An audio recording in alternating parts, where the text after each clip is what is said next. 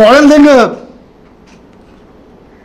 பத்தி, என் பாசத்தை பத்தி பேசாதீங்க. நீ உங்க யாருக்கும் எதுவுமே தெரியாது. டெய்லி நைட்டு உட்காந்து அவன் செஸ் கத்துக்கிறான். என் சின்ன பையன் டெய்லி உட்காந்து விளையாடுவான். நான் அவன்கிட்ட தோத்து போவேன். நான் என்ன சொல்றீங்களா? குழந்தைங்க மேல அன்பு இல்லைன்னு பார்க்க விட மாட்டாங்க. போன் கான்ஃபிஸ்கேட் பண்ணி வச்சிருக்காங்க. ஸ்கூலுக்கு பாடி கார்டு அனுப்புறாங்க. என் பசங்க பார்க்கணும் இந்த வீடியோவை. தெரிச்சு தானே ஓடி வந்தேன் நான். அந்த லைஃப் பிடிக்கலன்னு இத்தனை நாள் இருந்தால அப்பெல்லாம் தெரியலையா? நான் அப்பெல்லாம் பார்த்துக்கல. எவ்வளவு கோடியில வீடு என்ன கேளுங்க போய் வெளியில. ஈஸியாரே சொல்லும். யாருக்காக? எல்லாம் அவங்களுக்காக தான் நான் பண்ண. இருக்கும் போது பார்த்துக்க முடியல. நான் இல்லாதப்ப மூடிட்டு இருக்கணும். ஒரு குழு அமைச்சு இவங்களை இப்படி காசு கொடுத்து இவங்கள அப்படி எனக்கு தெரியாத அதெல்லாம் பண்றதுக்கு பிறந்து வளர்ந்தவன் சொல்லி கொடுத்ததே நான் தான். ஏன் தெரியுமா? நான் திரும்பி வந்தேன் 6 மாசம் நான் காணாம போயிருந்தேன். வேணாங்க, வேணாம், தேங்க்யூ. இது ஃபெமினிசம். என்கிட்ட கேட்குறாங்க எப்படி அவன் வரான் பார்த்துடலாம் ஷூட்டிங்க்கு. ப்ரொடியூசர் ஆகினதே நான். என்கிட்ட கேட்குறாங்க யாராவது பார்த்துருக்கீங்களா? குடும்பமா ஒரு எக்ஸ் குடும்பம் வந்து இன்டர்வியூவில் வர்றது யாராவது பார்த்துருக்கீங்களா? எனக்கே தெரியாது. சர்ப்ரைஸ் தான். வந்து ஏன் மாப்பிள்ள, ஏன் இது, ஏன் அது, எதுக்கு? நான் பாட்டுக்கு தானே இருந்தேன். அப்படியே போயிருக்கலாமே. எதுக்கு சுரண்டி சுரண்டி சுரண்டி ரத்தம் வர்ற அளவுக்கு உயிர் போகிற அளவுக்கு சுரண்டுனா என்னங்க பண்ணுறது ஒரு மனுஷன்? எனக்கு இப்படிலாம் பேச தெரியாதா?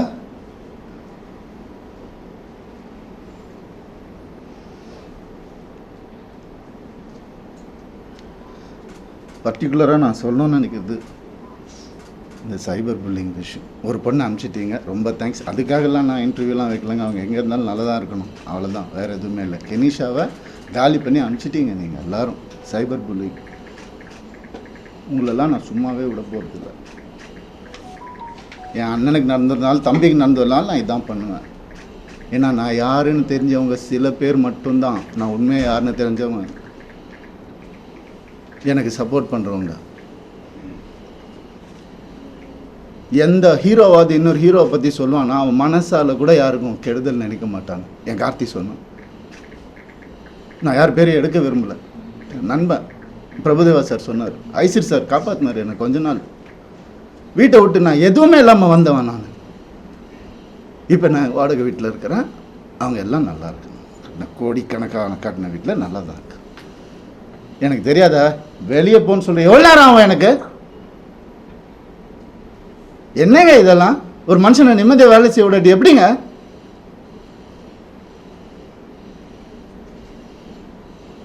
சும்மாவே இருக்கணும். என்ன கிண்டல் பண்ணாலும் ஏன்? ஏன்னா நான் செலிபிரிட்டி இமேஜ் தேவையில்லை. மனுஷன் முதல்ல. நான் ஆம்பளை பொம்பளைலாம் அப்புறம். மனுஷன். ஒரு மனுஷனுக்கு ஒரு கஷ்டம் வரும்போது அப்போ மட்டும்தான் தெரியும் அவங்க கூட யார் இருப்பாங்க. அப்படின்னு என்ன பண்ணுதாங்க கெனிஷா. எப்படி வளர்ந்தவங்க தெரியுமா அவங்க? அவங்க வீடியோ போட்டு அதில் ஒரு சைபர் புல்லிங். ஒரு பொண்ணு என்ன புரிஞ்சுக்கிச்சு. ஏன் பார்க்காத ஹீரோயினாங்க. என் வேலையே அழகான பொண்ணுங்க கூட தான் நடிக்கிறது. அதான் என் வேலையே. எப்படி அழகில் மயங்கி போயிட்டாங்களா? ஏன் இத்தனை வருஷம் சொல்ல? அவங்களுக்கு ஒரு ரீசன் தேவை. எதுக்கு போறான்னு தெரியக்கூட. இதை புடி போய் எவிடன்ஸ் கிரியேட் பண்ணி இது பண்ணு. இன்வெஸ்டிகேஷன் ஆஃபீஸரை கூப்பிடு. வரும். எல்லா ப்ரூஃப் வருது. எல்லாம் வரும். ஒவ்வொன்றா வெளியே வரும். அவங்க குடும்பத்திலிருந்தே வரும். அவங்க குடும்பத்திலேருந்தே நிறைய பேர் என்கிட்ட கான்டாக்ட் பண்ண. உனக்கு எதாவது வேணும் நான் சொன்ன. நான் வந்து வாயை பொத்திக்கிட்டு வேண்டாம், தேவையில்லை, நான் ஹேண்டில் பண்ணிக்கிறேன். ஒரு நாளில் என் டைவர்ஸை நான் முடிச்சிருப்பேன். நான் பசங்கன்றதுக்கு ஒரு காலந்த வாயை மூட்டு இருந்தேன். நான் என்னெல்லாம் அந்த போய் கேட்டு பாருங்கள். அந்த வீட்டில் என்னெல்லாம் நடந்திருக்குன்னு ஊருக்கே தெரியும். அந்த வீட்டில் என்னெல்லாம் நடந்திருக்குன்னு. எங்கள் அப்பா அம்மா கையெடுத்து காலில் ஊந்து கேட்டாங்க. என்ன வேணாப்பா அந்த குடும்பம்னு சொன்னாங்க. எனக்கு அச்சதை போடும் போதே இப்படி தான் போட்டாங்க. நாசமா போன்னு தான் போட்டாங்க. என்னால் சொன்னதை கேட்க மாட்டாங்க. இன்றைக்கி நடந்துருச்சு. எத்தனை நாள் வேலை செய்யவில்லையா? அதான் ஃபெமினிசம். அவர் தான் சொன்னார் வேலை செய்யவில்லைன்னு. சரி, ஏன்னா அப்பா அம்மா வந்துட்டு வேலையெல்லாம் எதுக்குப்பா நீ தான் சம்பாதிக்கிற அப்படிலாம் சொன்னாங்க.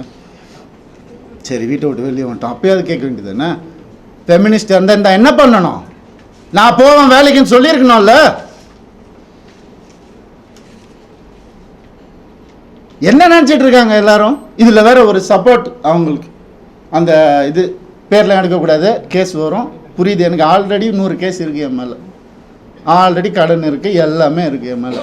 இருந்தாலும் உங்கள் எல்லாருக்காகவும் நான் சிரிச்சுக்கிட்டே இருக்கேன். எப்போவுமே சிரிச்சுக்கிட்டு எங்கேயாவது எனக்கு சோகம் தெரிஞ்சுதா? ஏன்னா நான் சந்தோஷமாக இருந்தேன் நான் தெரிச்சு தானேங்க வந்தேன். வந்தவனை கூட நிம்மதியாக வாழ விடாட்டி ஒரு ஒரு ஒரு சின்ன ஒரு ஒரு அன்பு இருந்திருந்தா எதுக்கு வந்திருப்பேன்? ஏன் வந்திருப்பேன்? யாராவது யோசிச்சு பார்த்தீங்களா? நான் இப்படி பேசணுமா? இத்தனை வருஷம் நான் கஷ்டப்பட்டு வாழ்ந்து என் மேலே ஒரு பிளாக் மார்க் இல்லாமல் 23 வருஷம் எவனாவது இருக்கா? நான் கேட்டு பாருங்க. 23 வருஷம் எப்படின்னே புரியல எனக்கு. எப்படி ஏன் நிம்மதியாக இருக்க விட மாட்டேறீங்க? எனக்கு புரியல. என்ன தப்பு நான் செஞ்சேன்? லீகலாக தான் தப்பு செஞ்சேனா நான்? இல்லை. எப்படி 45 வயசுல எப்படிங்க அந்த அழகு பின்னாடி ஓடுற? என்னங்க பேசுறீங்க? அழகான ஹீரோயின் நடிகர் தாங்க வேலையை அப்பெல்லாம் போடாத, இப்போ ஏங்க ஓடணும்? ஒரு ரீசன்.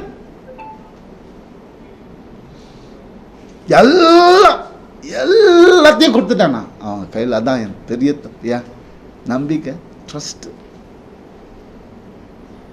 என் லைஃப், இது எல்லாத்தையும் கொடுத்துட்டான். அப்படியே எனக்கு ஒரு அக்கௌண்ட் கூட கிடையாது என் பேரில், தெரியுமா உங்களுக்கு?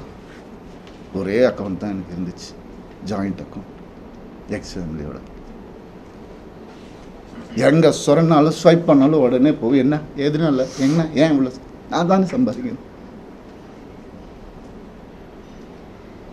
ரொம்ப அநியாயம் நடந்திருக்கு எனக்கு ரொம்ப அந்த வீட்டில் ரொம்ப அநியாயம் நடந்திருக்கு.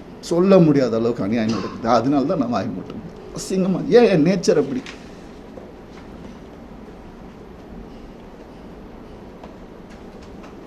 முடியலைங்க.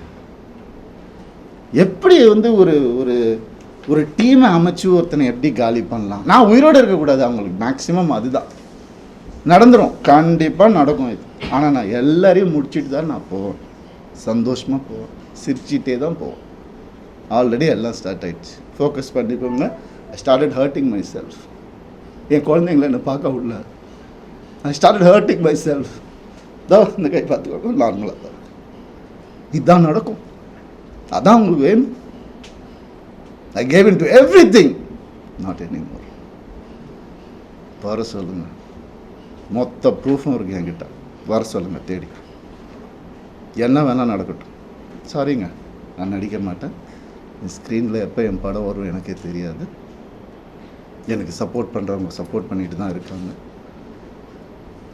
அதனால் உங்கள் எல்லாரையும் சாரி சொல்லிக்கிறேன். தயவு செஞ்சு வேண்டி கேட்டுக்கிறேன், என்னோட இந்த டெசிஷனை அப்படியே விட்டுருங்க. என்னால் வேலை செய்ய முடியல. நான் என் பர்சனல் லைஃப்பை க்ளீன் பண்ணிவிட்டு எனக்கு என்ன இமேஜ் இருந்ததோ அதை நான் காப்பாற்றிக்கிட்டு நான் கண்டிப்பாக திரும்பி வருவேன். அது கடவுள் கையில் இருக்குது. இது எவ்வளோ சீக்கிரம் முடியுமோ நான் சீக்கிரமாக முடிச்சிடுறேன்.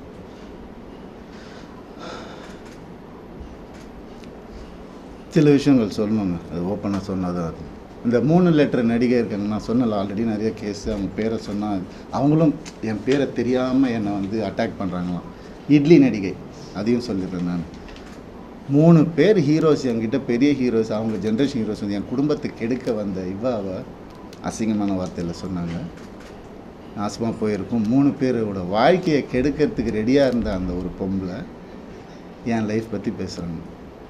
ஆனால் வேறு ஏதாவது பிரச்சனை வந்து அப்படியே நான் ஃபெமினிஸ்ட், நான் இப்படி ஆகிடுவேன். என்ன ட்ராமா இதெல்லாம்? உனக்கெல்லாம் ஏதாவது துப்பு இருக்கா என்னை பற்றி பேசுகிறதுக்கு?